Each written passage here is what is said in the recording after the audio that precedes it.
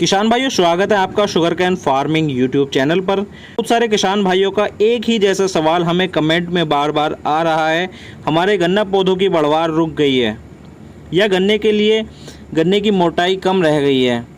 तो ऐसे किसान मित्रों से मैं एक छोटा सा साधारण सा उनको उपाय बताने वाला हूं। इससे पहले अगर आप हमारे चैनल पर नए हैं तो चैनल को सब्सक्राइब करें, वीडियो को लास्ट तक ज़रूर देखें और वीडियो को अपने किसान भाइयों के साथ ज़्यादा से ज़्यादा शेयर करें। चलिए अब हम बात करते हैं कि खेत में पतले गन्ने और बढ़वार रुके हुए गन्ने के लिए सबसे पहले क्या करें।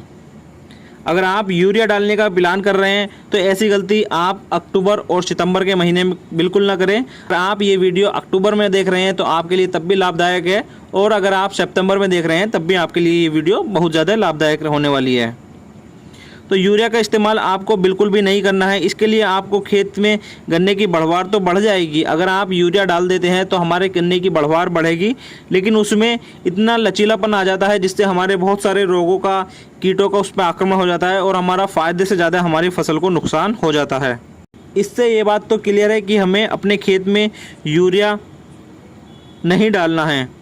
अब हम बात करते हैं यूरिया न डालें तो फिर आखिर उसकी जगह क्या डालना चाहिए।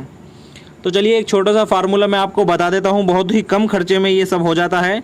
आपको अपने खेत में NPK 19-19-19 का 2 किलोग्राम प्रति 100 लीटर की पानी की दर के साथ गोल नोजिल से, जो हम स्प्रे करते हैं उसमें गोल नोजिल और एक कट नोजिल आती है, तो आपको इस बात का खास ख्याल रखना है कि आपको गोल नोजिल से स्प्रे करना है। मात्र 2 किलोग्राम प्रति 100 लीटर पानी की दर से आपको इस्तेमाल करना है। इसके बाद आपको अपनी फसल में कैल्शियम नाइट्रेट इस वक्त इस्तेमाल करते हैं तो बहुत ज़्यादा गन्ने की फसल को फ़ायदा होने वाला है। कैल्शियम नाइट्रेट की हमें डोज रखनी है 25 किलोग्राम प्रति एकड़ की दर से।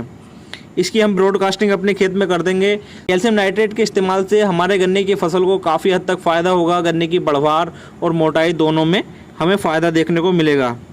और अगर अभी तक आपने अपने खेत में सल्फ़र का इस्तेमाल नहीं किया है तो आप सल्फ़र का इस्तेमाल भी कर सकते हैं। सल्फ़र का इस्तेमाल हमें 8 किलोग्राम प्रति एकड़ की दर से करना है।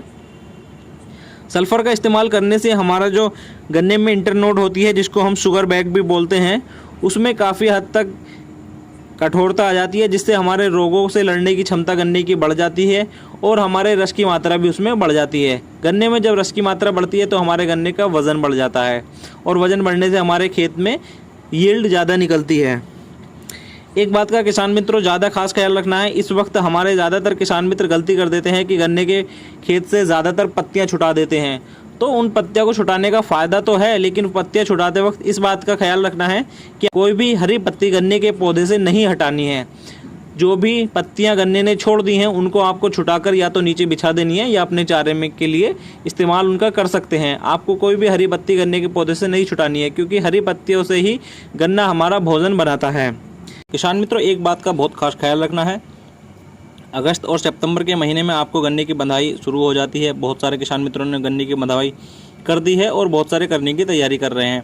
तो ऐसे में क्या है कि बरसात होती रहती है। बरसात होने से हमारे खेतों में जब पानी भर जाता है तो हमारे हल्की सी हवा चलने से भी हमारी फसल गिर जाती है, और फसल गिरने से उसको बहुत सारे जीव जंतु और हमारे जानवर उसको खा जाते हैं। फसल को हमारी काफ़ी हद तक नुकसान हो जाता है।